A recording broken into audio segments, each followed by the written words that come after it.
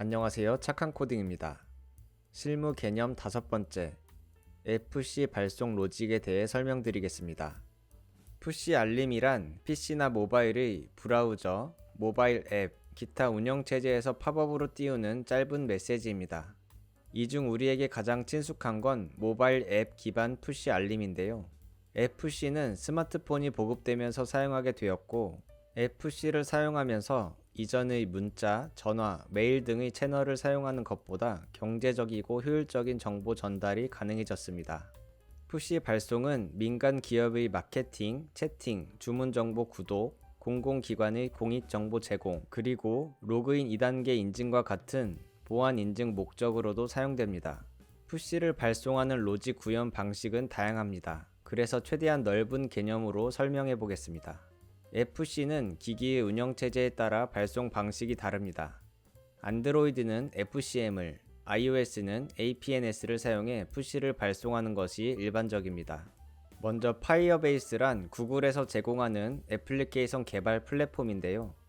FCM은 파이어베이스 클라우드 메시징의 약자로 파이어베이스 플랫폼 중 푸시 메시지 발송을 담당하는 서비스입니다. APNS는 애플 푸시 노티피케이션 서비스의 약자로 애플이 제공하는 푸시 서비스입니다. 공식적으로 애플 기기에 푸시를 보내려면 APNS를 거쳐야 합니다. FCM을 APNS에 연결해서 iOS 기기에 푸시를 발송할 수 있고, FCM을 사용하지 않고도 안드로이드 기기에 푸시를 발송하는 것도 가능합니다. 구현 방법은 다양하지만 이번 영상에서는 운영 중인 서비스의 백엔드 서버에서 안드로이드는 FCM을, iOS는 APNS를 사용해 앱으로 푸시를 발송하는 서버 푸시의 일반적인 상황으로 설명드리겠습니다. 먼저 가장 큰 틀에서 이해해야 할 것은 백엔드 서버, 푸시 서버, 네이티브 앱은 각각 독립된 서버라서 서로 통신을 하며 데이터를 주고받아야 한다는 것입니다. 백엔드 서버가 푸시를 발송하려면 푸시를 받을 목적지를 알아야 하는데요. 예를 들어 메일은 메일 주소, 문자는 휴대전화 번호를 사용해 목적지를 구분합니다. 푸시는 목적지 구분에 고유한 기기 정보를 사용합니다. 백엔드 서버는 앱이 설치된 기기와 전혀 다른 장치이기 때문에 앱에서 백엔드 서버로 기기 정보를 전달해야 푸시 발송이 가능합니다. 먼저 앱에서 운영체제에 맞게 토큰을 발급받는데요. 안드로이드는 FCM, iOS는 APNS를 통해 사용 중인 기기의 고유한 디바이스 토큰을 발급받습니다.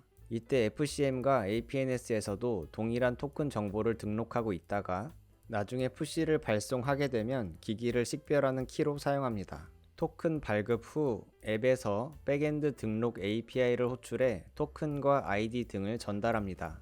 토큰을 전달받은 백엔드 서버는 새로운 토큰이라면 토큰 정보를 DB에 저장하고 이미 보유한 토큰이라면 저장하지 않고 넘어갑니다.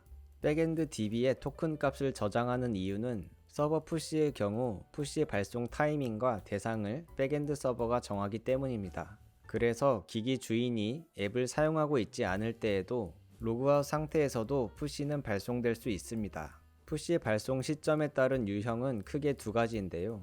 채팅, 주문 완료 등 실시간으로 어떤 작업의 결과로 발송되는 것과 특정 시간에 자동 배치로 발송되는 경우가 있습니다. 자동 배치의 경우 정해진 시간에 조건에 맞는 여러 대상에게 대량으로 푸시를 발송하는 경우가 많습니다. 백엔드 서버에서 푸시를 발송할 때는 ID 등 디바이스 토큰과 매칭되는 컬럼을 통해 DB에서 토큰을 조회하고 디바이스 토큰을 사용해 FCM 또는 APNS로 푸시 발송을 요청합니다. ID당 등록된 기기는 여러 개일 수 있습니다.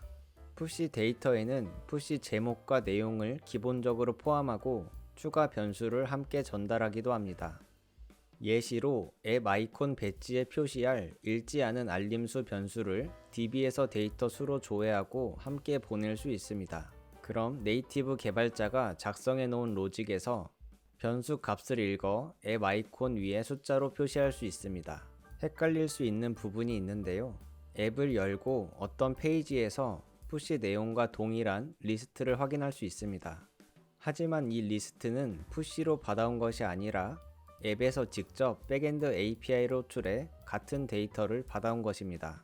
여기서 사용자가 리스트 알림 중 하나를 읽으면 앱은 백엔드 읽음 API를 호출해 DB에 저장된 해당 글의 읽음 표시 플래그를 Y로 바꿉니다. 그 다음 푸시 발송 때에는 읽음 플래그가 Y인 데이터는 제외하고 읽지 않은 알림 수를 계산해 푸시 발송 시 전달합니다. 한 건씩 발송되는 푸시는 상관없지만 여러 개의 푸시를 한 번에 발송해야 하는 경우 발송 시간이 많이 소요될 수 있습니다. 코드 실행 방식에는 동기와 비동기가 있는데요. 동기 방식은 작업을 순차적으로 실행해 앞에 작업이 끝나면 다음 작업을 시작합니다. 비동기 방식은 여러 작업이 동시에 시작되고 앞에 작업 완료 여부와 상관없이 다음 작업을 거의 동시에 실행합니다. 푸시 발송과 같이 한 건당 서버 자원을 적게 사용하고 한 번에 수만 건을 발송해도 서버 부하를 주지 않는 작업의 경우 비동기 방식으로 한 번에 실행해 버리는 것이 이상적입니다. 만약 동기적인 방식으로 만 건의 푸시를 발송하는데 한 건당 1초가 걸린다면 마지막 푸시는 푸시 발송 시작 후 약 166분 이후에 사용자에게 도착합니다.